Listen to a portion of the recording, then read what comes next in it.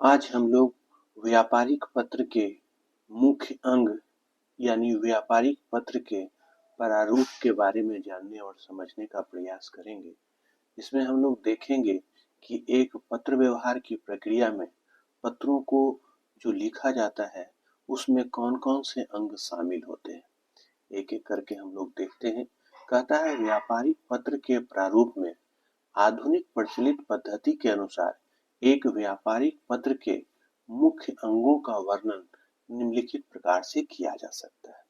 यानी एक व्यापारिक पत्र में कौन-कौन से तथ्यों को शामिल किया जा सकता है, हम एक-एक करके देखते हैं। कहता है सबसे पहला है शीर्षक, यानी पत्र के अंतर्गत शीर्षक होना बहुत ही आवश्यक है।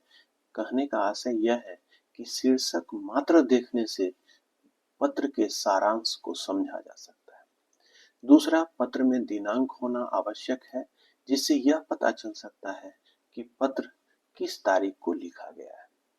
तीसरा है संदर्भ क्रमांक, जिससे पत्र को ढूंढने या अंकित करने में आसानी होती है और जब जवाब देना होता है उस समय भी संदर्भ क्रमांक बहुत महत्व रखता है। चौथा पॉइंट है पत्र पाने वाले का नाम। हाँ, ये सत्य है कि पत्र लिखने के बाद पत्र पाने वाले का नाम लिखना भी बहुत ही आवश्यक है, ताकि यह समझ में आ जाए कि पत्र किस उद्देश्य से लिखा गया है और किसको लिखा गया है। पांचवा पॉइंट है अभिवादन।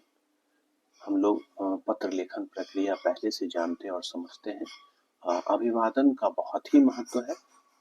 बिना अभिवादन के पत्र लेखन संभव नहीं है। छठा पॉइंट है विषय शीर्षक। हम लोग थोड़े से शब्दों में पूरे पत्र के सारांश के रूप में इस बात का उल्लेख करते हैं कि पत्र लिखने के पीछे का पर्पस उद्देश्य क्या है। सातवां, पत्र का मुख्य भाग।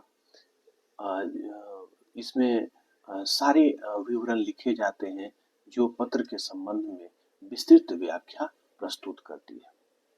आठवां पॉइंट है अंतिम प्रशंसात्मक वाक्य, जिसमें अंतिम इस बात का उल्लेख किया जाता है कि सारे पत्र के लिखने के बाद आपके विश्वासी, आपके विश्वासभाजन, इस रूप में करके अंतिम प्रशंसात्मक वाक्य भी पत्र में अवश्य उल्लिखित किया जाता है। उसके बाद नौवां पॉइंट है हस्ताक्षर व पद। कहने का मतलब है जिस व्यक्ति के द्वारा पत्र लेखन किया गया है उनका हस्ताक्षर किया जाता है, साथ ही साथ वो अपना पद भी मेंशन करते हैं। 10वां है संलग्न पत्र। इसमें इस बात का भी उल्लेख किया जाता है कि पत्र के साथ कौन-कौन से प्रपत्रों को साथ में भेजा जा रहा है।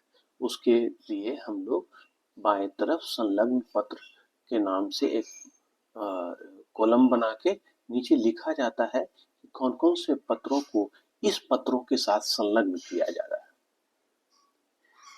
अगला 11वां नंबर पॉइंट है टाइप करने वाले का हस्ताक्षर। ये सत्य है कि जिस व्यक्ति ने भी इसे टाइप किया है उनका भी इनिशियल साइन होता है।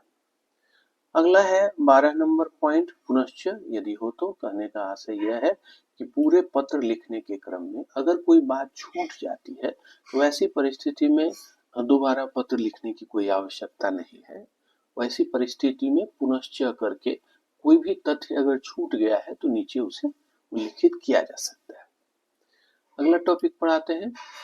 हम लोगों ने ऊपर यह देख लिया है कि एक व्यापारिक पत्र के प्रारूप में कौन-कौन से अंगों को शामिल किया जाता है। इसमें हमने सबसे पहला अंग देखा था शीर्षक। अभी हम लोग ये देखने की कोशिश करेंगे कि एक शीर्षक में कौन-कौन सी बातों को उल्लिखित किया जाता है। तो हम देख सकते हैं इसमें फोन नंबर लिखा जाता है। यहाँ लिखा हुआ है तार का पता। अब ये बहुत ज्यादा प्रचलित नहीं है, लेकिन हाँ, यहाँ हम लोग मोबाइल नंबर के नाम से एक कॉलम बना देंगे।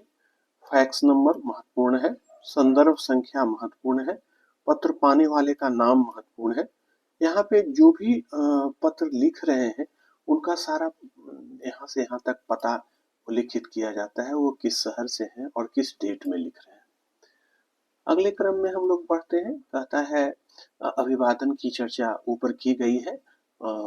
पता लिखने के बाद अभिवादन लिखा जाता है। विषय पत्र लिखने के पीछे का विषय क्या है। उसके बाद पत्र का विस्तृत विवरण दिया जाता है जिसमें कुछ प्रारंभिक वाक्य हैं, कुछ मुख्य अंग हैं, कुछ उपसंहार हैं, यानी विषय सामग्री यहाँ पे उल्लिखित किया जाता है जो पत्रों का विस्तृत विवरण होता है। फिर हम लोगों ने ऊपर देखा था अंतिम प्रशंसात्मक वाक्य दाहिने तरफ लिखेंगे, लिखने वाले व्यक्ति का हस्ताक्षर और उनका पद का नाम होगा। बाएं तरफ इस पत्रों के साथ जो भी पत्र संलग्न किए जा रहे हैं यहाँ पे उसका उल्लेख किया जाएगा। टाइप करने वाले व्यक्ति का यहाँ हस्ताक्षर होगा और अंत में पुनश्च सामान्य तौर पे इसकी जरूरत नहीं होती है, लेकिन अगर कोई बात ऊपर लिखने से छूट जाता है तो ऐसी परिस्थिति में पुनश्च करके पत्रों को के बारे में जो भी बातें छूटी है उसका उल्लेख किया जा सकता है। तो इस तरह से हम लोगों ने देखा कि एक व्यापारिक पत्र लिखने के क्रम में किन किन बातों को समाहित किया जाता है, यानी इसका मुख्य अंग क्या है, यानी इसका प्रारूप क्या है। ये जानना समझना बहुत ही महत्वपूर्ण है क्योंकि एक व्यक्तिगत और एक व्यापारिक पत्र की पृष्ठभूमि या लिखने का तरीका थोड़ा सा अंतर होता है। अगर इस प्रारूप के हिसाब से लिखा जाए तभी हम आप कह सकते हैं कि यह एक सही प्रारूप है या सही अंग को समाहित किया है। धन्यवाद।